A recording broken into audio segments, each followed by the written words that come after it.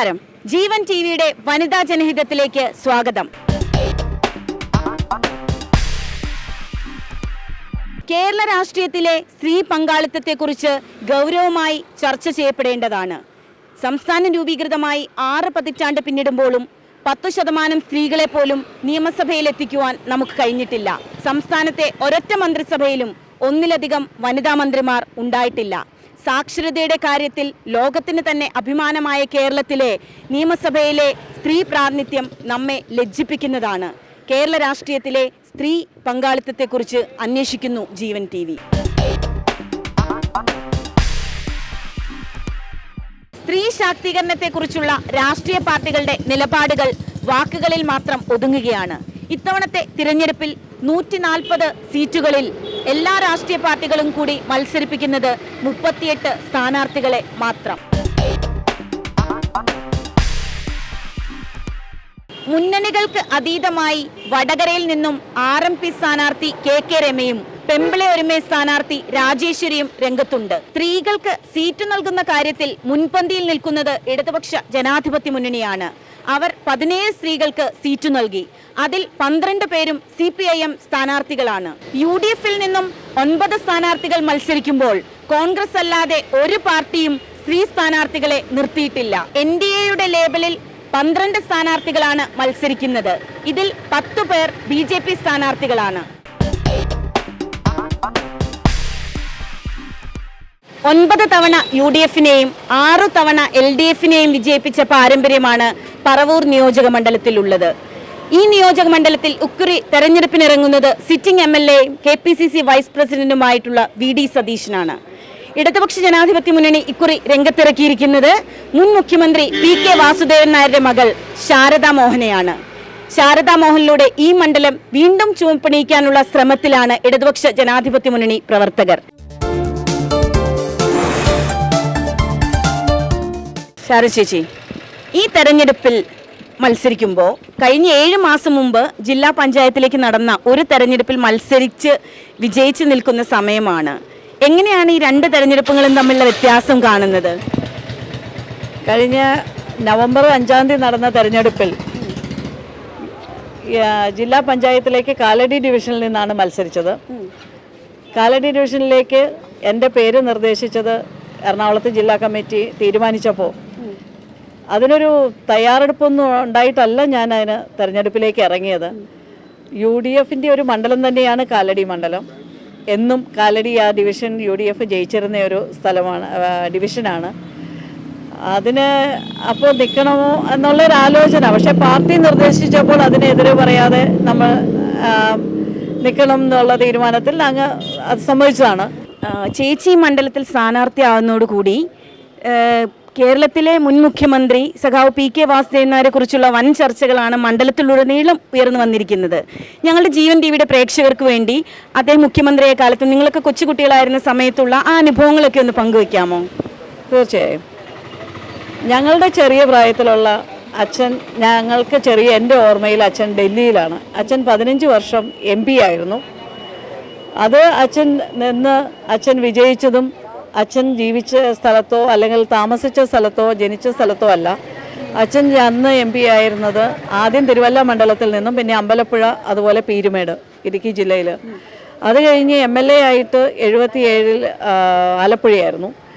പിന്നെയാണ് അവസാനം 22 വർഷം പാർലമെൻ്ററി ഇതിൽ നിന്ന് മാറി പിന്നെ തിരുവനന്തപുരത്തുനിന്ന് MP ആയി 2004-ൽ വിജയിക്കുകയാണ് ഉണ്ടായത്. അപ്പോൾ അച്ഛൻ്റെ ചെറിയ ഓർമ്മകളിൽ അച്ഛൻ MP ആയിട്ട് ഡൽഹിയിൽ നിന്ന് വരുന്നതും അവരുടെ തെരഞ്ഞെടുപ്പിൻ്റെ പീരുമേട്ടിൽ അച്ഛൻ നിന്നപ്പോഴുള്ള ഓർമ്മ മാത്രമാണ് ചെറുതായിട്ടുള്ളത്. പക്ഷെ അതിൽ ഞങ്ങളൊന്നും അതിനകത്തൊരു ഭാഗഭാക്കായിട്ടില്ല. ഞങ്ങൾ പെരുമ്പാവൂർ പുല്ലുവഴിയിൽ വീട്ടിൽ തന്നെയായിരുന്നു. ഞാൻ കേട്ടിട്ടുണ്ട് ശാരദ ചേച്ചി അച്ഛനോട് ആവശ്യപ്പെടുകയായിരുന്നു പാർട്ടി മെമ്പർഷിപ്പ് വേണമെന്ന്. സ്ത്രീകൾ പൊതുരംഗത്ത് കുറവായിട്ടുള്ള ഈ സമയത്ത് ഒരു സ്ത്രീ പാർട്ടി മെമ്പർഷിപ്പ് വേണമെന്ന് പറഞ്ഞ് വരുമ്പോൾ അച്ഛനെന്ന് എന്താണ് പറഞ്ഞത്?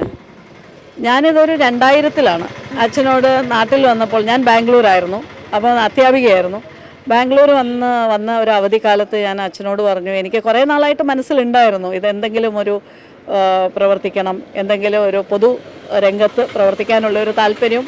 പിന്നെ അച്ഛനും അമ്മാവനും ഒക്കെ ഞങ്ങളുടെ കുടുംബത്തിൽ തന്നെ ആ ഒരു രീതിയിലായിരുന്നുകൊണ്ട് എൻ്റെ 2 ചേട്ടനും ഇളയ ബ്രദറും അനിയനും ഇതിൽ കുറച്ച് ATUCയും അല്ലെങ്കിൽ YF-ഉമായിട്ടൊക്കെ യൂണിയനുമായിട്ടൊക്കെ ബന്ധപ്പെട്ടിരുന്നവരാണ്. അപ്പോൾ എനിക്ക് വേറെ ആരുമില്ല, ഞങ്ങൾ 5 പേരിൽ എനിക്കപ്പോൾ തോന്നി എനിക്ക് പാർട്ടിയിൽ ചേർന്ന് അച്ഛൻ്റെ പാർട്ടിയിൽ തന്നെ ചേരണം. അങ്ങനെ അച്ഛനോട് പറഞ്ഞു, അച്ഛൻ്റെ പാർട്ടിയിൽ എനിക്ക് ചേരണമെന്ന് ആഗ്രഹമുണ്ട്. അപ്പോൾ എടുത്ത വഴി പറഞ്ഞത് ഇതാണ്, നിനക്ക് സേവനം മാത്രമാണ് ഉദ്ദേശമെങ്കിൽ ആയിക്കോളൂ. പക്ഷേ ബാംഗ്ലൂരാണ് താമസിക്കുന്നത്. അവിടുത്തെ പാർട്ടി സഖാക്കളുടെ അവിടുത്തെ പാർട്ടി ഓഫീസിലെ നമ്പർ തരാം, പോയി കോണ്ടാക്ട് ചെയ്ത് എന്താണെന്ന് വെച്ചാൽ. അങ്ങനെയാണ് ഞാൻ ബാംഗ്ലൂരിൽ BTM ലേഔട്ട് ബ്രാഞ്ചിലാണ് 2000 മെമ്പർഷിപ്പ് എടുക്കുന്നത്. ബാംഗ്ലൂരിലെ സെയിൻറ് ആൻഡ് സ്കൂളിൽ വർഷങ്ങളോളം അധ്യാപികയായിരുന്നു. അമ്മയാണ്, അധ്യാപികയാണ്, പൊതുപ്രവർത്തകയാണ്. ഈ റോളുകളൊക്കെ എങ്ങനെ കൈകാര്യം ചെയ്യുന്നു? ഞാൻ 75 ബാംഗ്ലൂർ കല്യാണം കഴിച്ചിട്ട് പോയതാണ്. അന്നു മുതൽ ഒരു 14 വർഷം കുടുംബിനിയായിരുന്നു. അത് കഴിഞ്ഞാണ് ഞാൻ അവിടെ പോസ്റ്റ് ഗ്രാജുവേഷനും BEdും ഒക്കെ പഠിച്ച് ഒരു സ്കൂളിൽ 20 വർഷത്തോളം 89 മുതൽ 2007 വരെ അവിടെ ജോലി ചെയ്തു ഒരു അധ്യാപികയായിട്ട്. കുട്ടികളൊക്കെ 2 പെൺകുട്ടികളാണ്. അവർ വലുതായപ്പോൾ എനിക്ക് അതിന് ബുദ്ധിമുട്ടില്ലാതെ തോന്നി. ഞാനിതെല്ലാം ഒരുമിച്ച് തന്നെ ഒരു കുടുംബിനിയായിട്ടും എല്ലാം മാനേജ് ചെയ്ത് കൊണ്ടുപോയി. പൊതുപ്രവർത്തന രംഗത്ത് സജീവമായിരുന്നല്ലോ.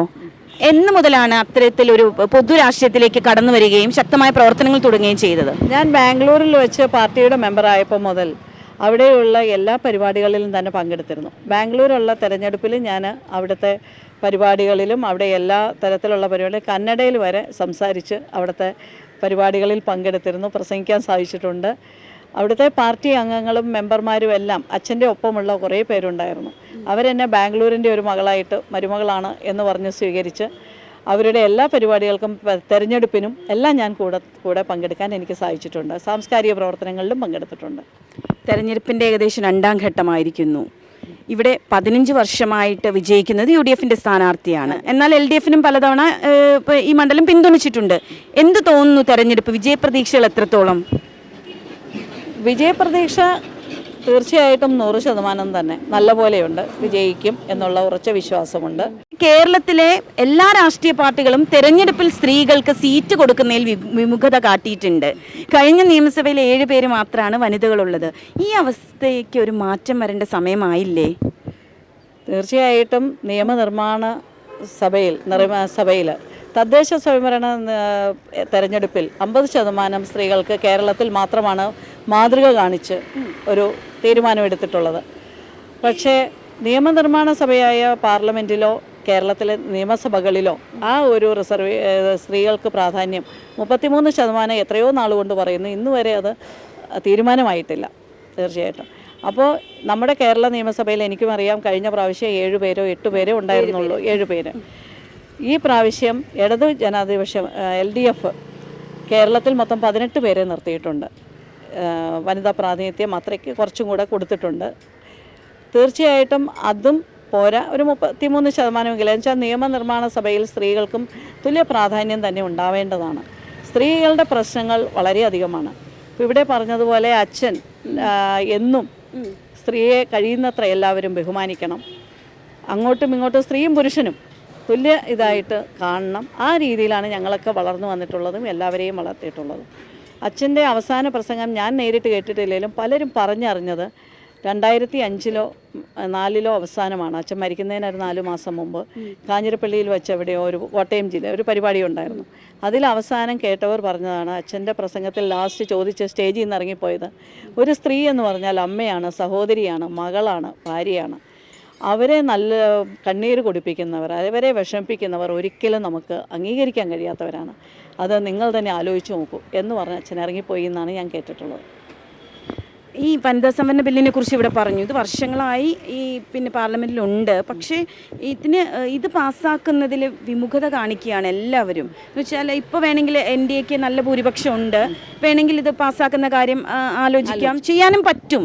പക്ഷെ എല്ലാവരും ഇതിന് വിമുഖത കാട്ടുകയല്ലേ? ഏത് പാർട്ടി ഭരണത്തിൽ വരുമ്പോഴും ഇന്ത്യയിൽ 60 വർഷത്തിൽ കൂടുതലായിട്ട് നമുക്കറിയാം, 67 വർഷവും അതിൽ കൂടുതലുമായി സ്വാതന്ത്ര്യം കിട്ടിയിട്ട് ഇതുവരെ ഈ കാര്യങ്ങൾ പറയുന്നു എന്നല്ലാതെ അതിനൊരു തീരുമാനമെടുക്കാൻ ഒരു രാഷ്ട്രീയ പാർട്ടിയും ഇന്ന് വരെ തീരുമാനിച്ചിട്ടില്ല. മുൻ മുഖ്യമന്ത്രിയുടെ മകളാണ്. കേരളത്തിൽ ഇതുവരെ ഒരു വനിത മുഖ്യമന്ത്രി സ്ഥാനത്തേക്ക് വന്നിട്ടില്ല. ഒരു തവണ നമ്മൾ കേട്ടു ഗൗരിയമ്മയെ കുറിച്ചിട്ട്, കേരം തിങ്ങും കേരള നാട്ടിൽ KR ഗൗരി മുഖ്യമന്ത്രി. അപ്പോഴും അത് നടപ്പിലായില്ല. അതിനുള്ള സമയമായില്ലേ? കാരണം എല്ലാ മേഖലയിലും തുല്യനീതി നടപ്പിലായാൽ മാത്രമല്ലേ നമുക്ക് സമൂഹത്തിന് മുന്നേറ്റം ഉണ്ടാകാൻ കഴിയുള്ളൂ.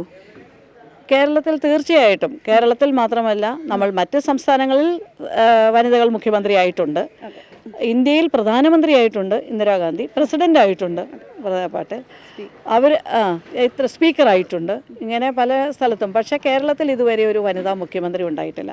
KR ഗൗരിയമ്മയുടെ നമ്മൾ കേട്ടതാണ്, പക്ഷേ അന്നും അത് നിർഭാഗ്യവശാൽ അന്ന് നടന്നിട്ടില്ല. ഇവിടെ വനിതാ മുഖ്യമന്ത്രിയാണെങ്കിലും പുരുഷനാണെങ്കിലും തീർച്ചയായിട്ടും അതിന് കഴിവുള്ളവർ വന്നാൽ നല്ല രീതിയിലുള്ള ഭരണം നടക്കും. തീർച്ചയായിട്ടും അത് ഉണ്ടാവേണ്ടതാണ്. സ്ത്രീ പുരുഷനെന്നുള്ള വ്യത്യാസമില്ലാതെ വരേണ്ടത് തന്നെയാണ്. ഈ തിരഞ്ഞെടുപ്പിന് ശേഷം കേരളത്തിൽ ഒരു സ്ത്രീ മുഖ്യമന്ത്രി ആകാൻ സാധ്യതയുണ്ടോ? തീർച്ചയായിട്ടും ഞങ്ങളല്ല പറയേണ്ടത്, അത് പാർട്ടിയാണ് തീരുമാനിക്കേണ്ടത്. അപ്പോൾ ഈ തെരഞ്ഞെടുപ്പിൽ മുഖ്യമന്ത്രി വനിത ഉണ്ടായില്ലെങ്കിൽ കൂടി ഒരു ഉപമുഖ്യമന്ത്രി നമുക്ക് കൊണ്ടുവരാൻ സാധിക്കുമല്ലോ. ഈ ജീവൻ ടിവിയുടെ ഈ വനിതാ ജനഹിതത്തോടെ എങ്ങനെയാണ് ചേച്ചി പ്രതികരിക്കുന്നത്? ജീവൻ ടിവിയുടെ ഈ വനിതകൾക്ക് കൊടുക്കുന്ന പ്രാധാന്യവും വനിതാ ജനഹിതം എന്ന് എടുക്കുന്ന ഈ പരിപാടിയോടും തീർച്ചയായിട്ടും വളരെയധികം എനിക്കത് അഭിനന്ദനാർഹമാണത്. എന്താണെന്ന് വെച്ചാൽ ഇതുവരെ വേറൊരു ചാനലിലും ഞാൻ കണ്ടില്ല ഇതുപോലെ ഒരു പരിപാടി. അത് വനിതകൾക്ക് പ്രാധാന്യമായി കൊടുക്കുന്ന പല പരിപാടികളും വേറെ ഉണ്ടാവും. പക്ഷേ ഈ തെരഞ്ഞെടുപ്പുമായി ബന്ധപ്പെട്ട് ഒരു സ്ത്രീ പ്രാതിനിധ്യം അല്ലെങ്കിൽ മുഖ്യമന്ത്രി എന്ന വനിതാഹിതത്തിന് ഇതുവരെ ഇതാദ്യമായിട്ടാണ് ജീവൻ ടിവി. അതിനെല്ലാവിധ അഭിനന്ദനങ്ങളും ആശംസകളും ഞാൻ നേരുന്നു.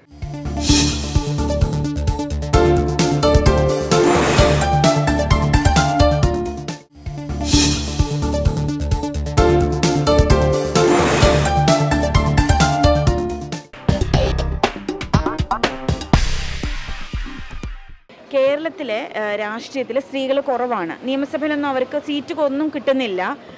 അപ്പോൾ അതിനൊരു മാറ്റം വരുത്തണം എന്ന് പറഞ്ഞിട്ടാണ് നമ്മൾ ഈ പരിപാടി സംഘടിപ്പിച്ചിരിക്കുന്നത്. ഇതിനോട് എങ്ങനെയാണ് ചേച്ചി പ്രതികരിക്കുന്നത്? മാറ്റം വേണം. നമുക്ക് സ്ത്രീകളിറങ്ങിയാലല്ലേ അതിനുള്ള നമുക്കൊരു ഇത് വേണ്ട. സ്ത്രീകൾക്കും ഒരു ബലം വേണം, സ്ത്രീകൾ വേണം. എന്താണ് ചേച്ചിക്ക് പറയാനുള്ളത്? പ്രധാനമന്ത്രി ഉണ്ടാകാൻ വേണ്ടിയിട്ട് ഉണ്ടാകുന്നത് ഏറ്റവും നല്ലതാണ്. വനിതകളുടെ കാര്യങ്ങളൊക്കെ അറിഞ്ഞ് ചെയ്തോളും. ഈ അവസ്ഥയ്ക്ക് മാറ്റം വരണ്ടേ? വേണം. പിന്നെ സ്ത്രീകൾ കൂടുതൽ വേണം. അമ്മ, കേരളത്തിൽ രാഷ്ട്രീയത്തിൽ കൂടുതൽ സ്ത്രീകൾ വരണ്ടേ? രാഷ്ട്രീയത്തിൽ പെണ്ണുങ്ങൾ ഇറങ്ങിയാലേ കാര്യം നടപ്പുള്ളൂ. എന്ത് കാര്യമാണ്? എല്ലാ കാര്യത്തിനും സ്ത്രീകൾ ഇറങ്ങണം. രാഷ്ട്രീയക്കാർ നല്ലതായിരിക്കണം, ആണായാലും പെണ്ണായാലും. അതാണ് എൻ്റെ അഭിപ്രായം. രാഷ്ട്രീയത്തിലൊക്കെ കൂടുതൽ സ്ത്രീകളൊക്കെ വരണ്ടേ? വരണം, എന്നാലേ സ്ത്രീകൾക്കൊരു വരുള്ളൂ, സ്വാതന്ത്ര്യം വരുള്ളൂ.